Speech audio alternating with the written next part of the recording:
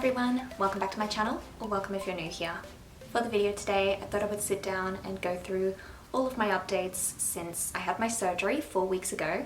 I had a hysterectomy and I made a vlog around that time of my surgery day, hospital time, and also 1 week post-op. So I'll make sure I link that video up above in case you haven't seen it yet. And originally I had thought maybe I would do updates at the 2 week mark and 3 week mark, but honestly there wasn't really that much to say. So instead what I've done is just make a few notes as I've sort of thought of things or realized things, and figured now I would do an update sort of sharing everything over the past couple weeks. Now if I remember correctly, I had said in the previous video how I had next to no pain, if any pain at all. And bear in mind, I am comparing this to pre-surgery times when I was in a lot of pain almost every day, or every day basically. So comparatively there is no pain.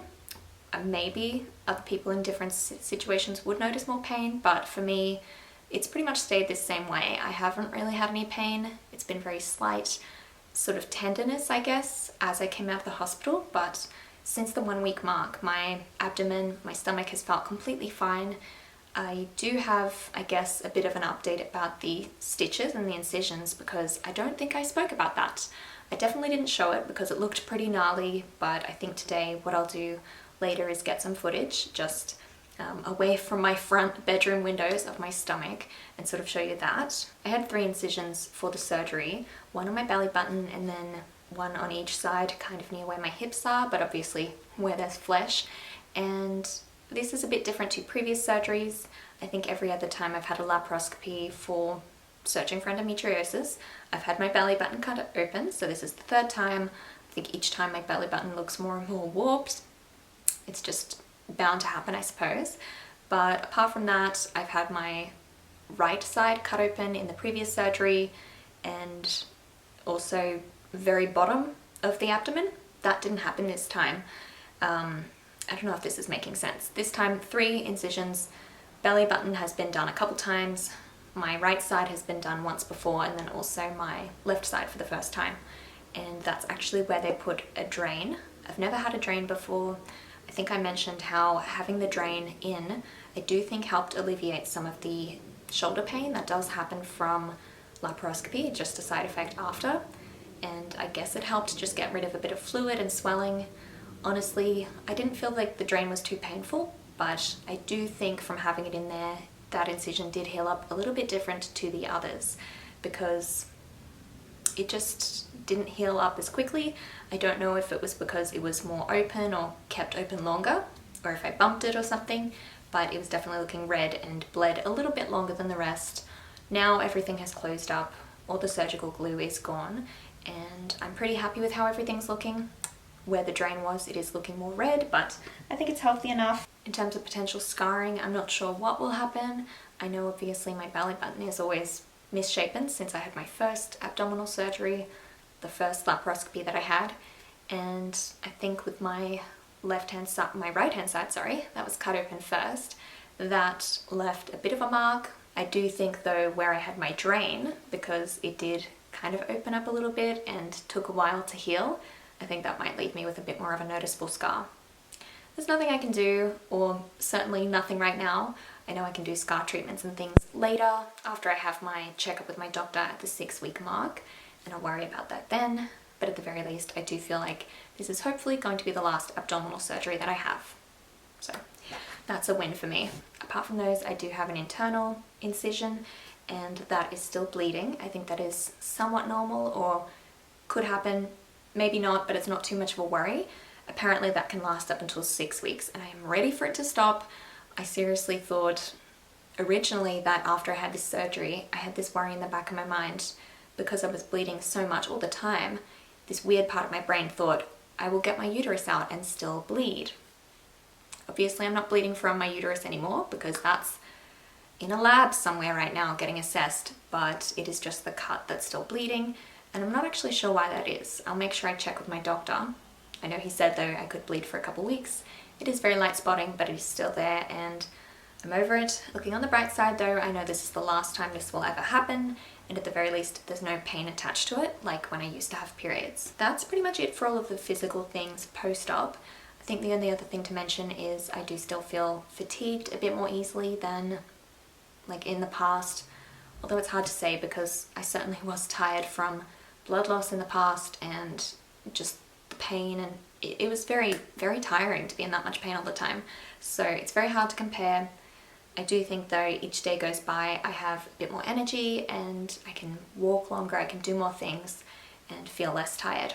But certainly I went out the other night for the first time for one of my friend's birthdays and I'm still feeling tired now because of it from dancing for a couple hours. And certainly that wouldn't normally be the case, but I think it's just my body slowly getting back used to things, like cleaning. I cleaned the house the other week and had really sore shoulders after, just because I was out of habit with that action. So again, as I get back into normal life, like returning to work, which I will be tomorrow as I film this, I think things will just continue to get easier and I'm feeling almost back at 100%. And I think that covers off everything in terms of the physical side of healing so far. And there's a lot that I have to say about how I felt mentally or emotionally post-op as well. And I'm going to try and be really concise with this because I know this part definitely I could ramble on. There's a lot that I've been thinking in this time and a lot that I expected to feel, and things have maybe been a bit different post-op how I thought I would feel. I guess one of the big factors in having my uterus removed is really, it's now set in concrete, the fact that I can't have kids. And for myself, I think it's a bit different because I am still on the younger side. I don't have children, and now I definitely can't have children, or I can't give birth. And this is something I guess is a bit tricky as well because I certainly formed the opinion that I don't want to have children around the time that I figured out that I did have problems in this area with my body. I've had pain for a long time, I've had long periods for a long time, and I suspected I had endometriosis for a long time. Evidently, there is minimal endometriosis. Quick side note, the doctor didn't see any this time he cut me open in my abdomen, which is a good sign. That's not to say it won't grow back, but it's a good sign. Back to what I was saying though, I had adenomyosis, which isn't a complete death sentence for fertility, but it makes it harder. So I think all of these things in my mind made me form the opinion that I wasn't going to have kids. I don't know which came first, the chicken or the egg, it's very hard to say. So that's kind of my mindset on this, and I've made peace with it. Obviously there are people who will have this surgery and they would have already had children and it may affect them, it may not, emotionally in that side of things. And there are probably a lot of women or people who have this surgery and all they maybe want to do is have children and be pregnant, and that could be really upsetting. It's a hard topic to think about and I don't want to talk too much on that subject, but I think maybe I've summed up my thoughts enough on that. The only other thing I guess I could say is I have been feeling just very emotional in a general sense, and I couldn't really tell why. I figured I would be a little bit lonely and a bit blue, so I told a lot of my friends and family, please visit me, like make sure you spend time with me, and of course they were on board with that, but I just know myself. I figured being at home for a couple weeks, not going anywhere, not doing anything, that I would feel a bit down in the dumps, and I definitely have had those days. I think a couple more days, if I'm perfectly honest, than I expected, whether I was keeping busy or not. I felt really emotional and upset, and it took me a long time to realize, but I think part of the reason is coming off birth control. Now it's very hard for me to talk on this because obviously I'm not a doctor. This is just based on my experience and something that my older sister pointed out because she came off birth control for an entirely different reason when she was trying to get pregnant, and she said it really fucked with her head and made her feel emotional. And I could definitely say the same thing. I can't chalk it up to general anesthetic. I know for some people that might be the case, but this has lasted a couple of weeks and finally teed it off. The emotions and the crying, I think maybe it was the birth control. Now I definitely feel more stable. I think my hormones would have leveled out. Bear in mind as well, I think I've said already, but I do still have my ovaries, so I don't need any sort of artificial hormonal replacement or anything like that, so that's good. But yeah, that was definitely a weird thing that I didn't necessarily expect because I definitely felt super duper emotional before I had this surgery when I was on all sorts of birth control, hormonal contraceptives. I think at the most I used to be on 4, and then for a long time I was on 3, and then right before the surgery I was just on 2 forms of the pill. But yeah, when I quit those when I had the surgery, of course it makes sense that my body would take a while to get back to a normal place. It'll be interesting as well, and this is hard for me to know right now. I think I will still go through that ovulation stage and potentially have PMS. I'm gonna have to keep you in the loop on that. It's been so long since I had any natural period, like 15 years I want to say. So that's going to be an interesting journey to try and go on. Obviously I won't have periods, but I think the hormonal fluctuation might occur, so that's going to have to be something that I keep an eye out on. At the very least, there shouldn't be any pain associated with that. So that pretty much sums up how I've been feeling overall. Obviously no pain or very minimal pain, certainly less pain than I expected in terms of the emotional things.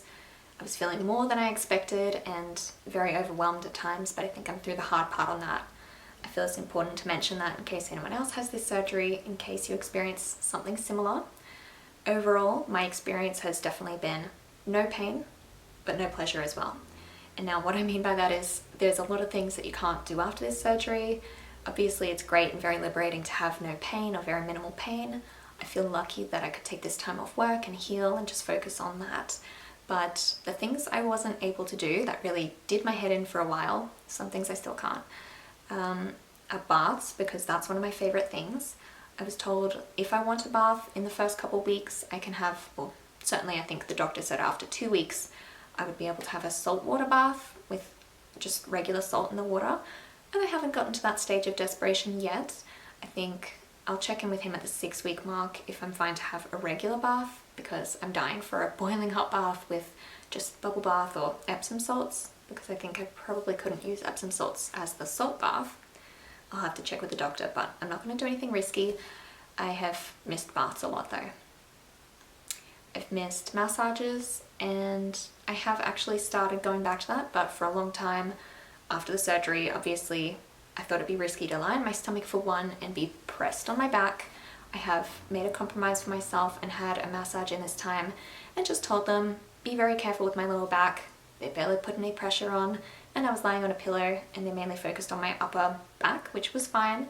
Still though, I am really looking forward to the day where I can have a proper massage and just get them to press deeply into my back. That's going to be good. And then the big one, which I'm not going to go too much in depth on, is the fact that you can't have sex for 6 weeks post-op.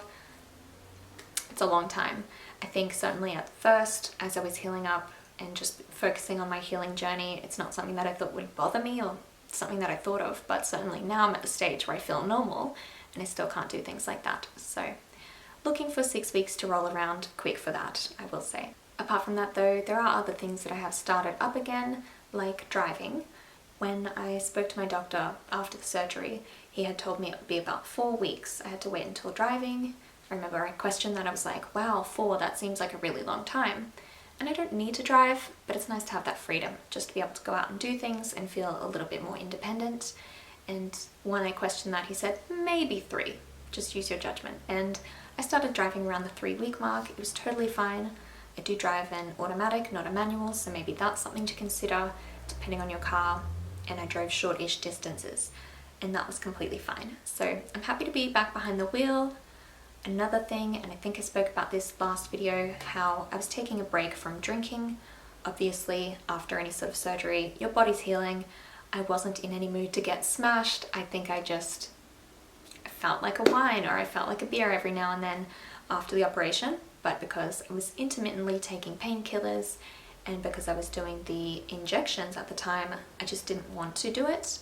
I think technically on the Clexane injections that I had to take, you can drink, but I just figured I better take 2 weeks off, and I've had a couple drinks now and then, and that's been good. I went out the other night, which I think I might have mentioned, for a friend's birthday, and had a couple drinks out, but didn't do anything silly, mainly because, well, I didn't drink too much.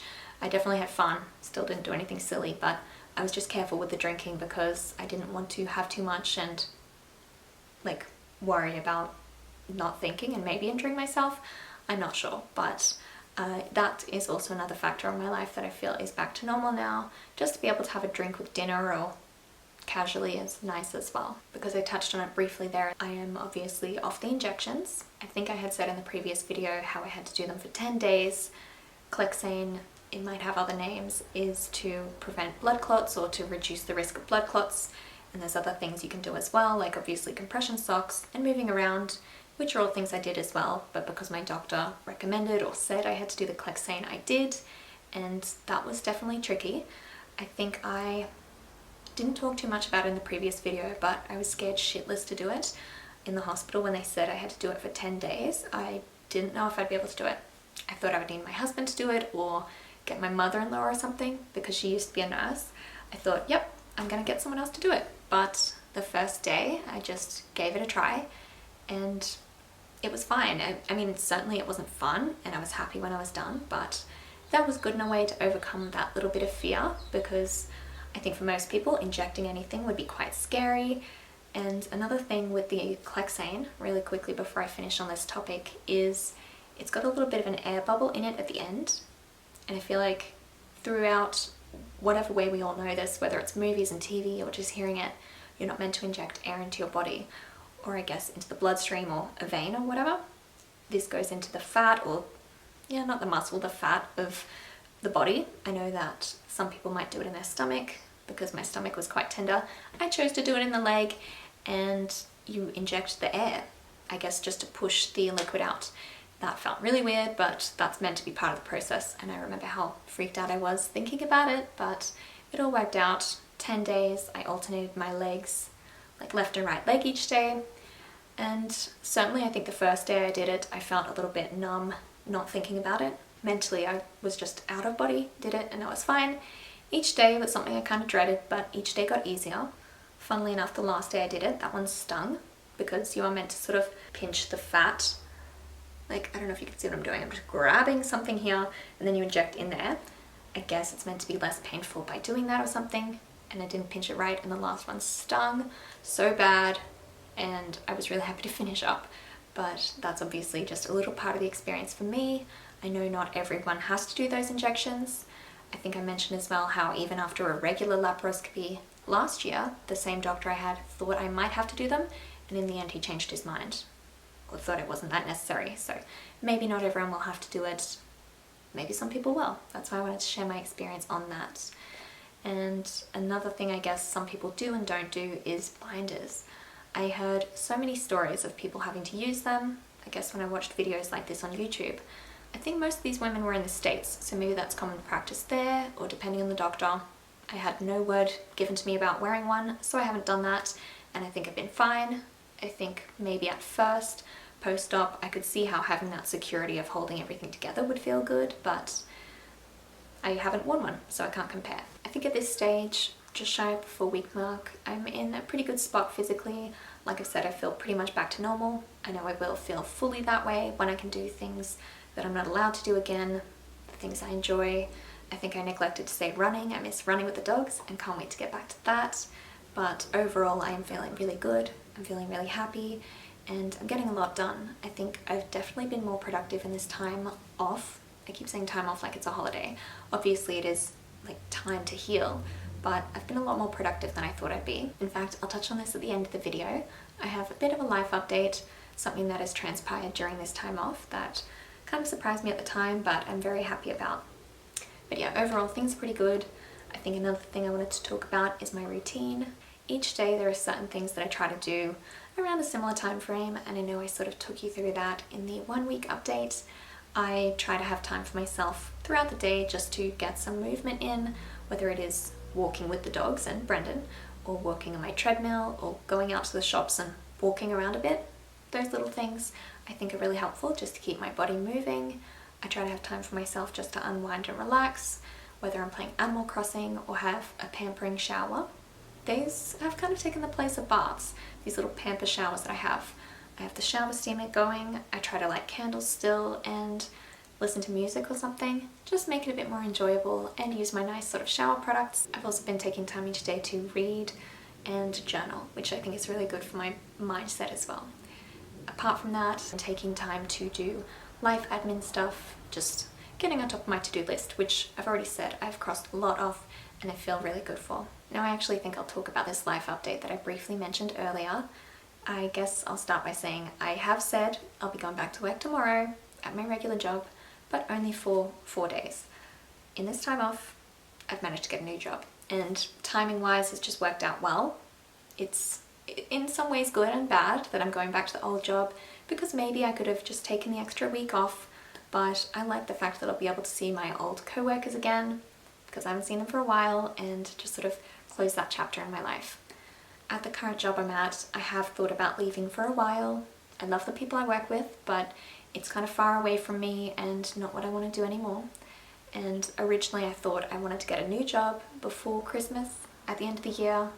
For a while I've wanted to change jobs, but with my health up in the air and knowing I needed this surgery, I just didn't think it would be right to try and get a new job and then need time off early for a surgery, things like that. So I just stayed until my health stuff was sorted, and surprisingly enough, applying for jobs in this time off, it's worked out really well.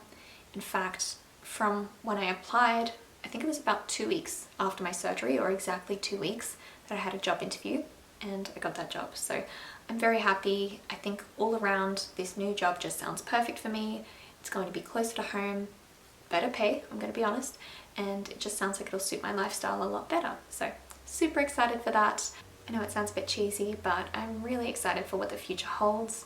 In this time already, I've just been so happy living life pain-free, and can't wait to get back to the gym and be strong again and just continue to do things without pain. Anytime I sort of catch myself thinking, I'm not in pain right now, it's so weird and alien, but in such a good way, because I can't remember a time in the past where I wasn't in pain and experiencing that so regularly. It's kind of mind-boggling to think of. Again, I know a lot of people say this, but genuinely, I wish I had the surgery before. Still, there's no time like the present. I'm so glad I've done it now and that it's going so well. I'm excited for the job. That brings a lot of joy to my life right now. I think having that job offer and giving notice at my old job, it was just all super exciting and made me so happy, and everything's going really well. I'm also very excited because I've got a birthday coming up. I'm going to be turning 30 in 2 weeks, and I'm not as scared as I thought I would be. I think I'm in a pretty good spot in my life, and I'm just really excited to see where everything will go from here. So on that note, I'll be wrapping up the video. Before I go, I just wanted to thank you so much for watching. I really hope you enjoyed this one. Please give me a thumbs up if you did, and subscribe if you haven't already. But like I said, I will be leaving you here, and hopefully I'll see you next time. Bye!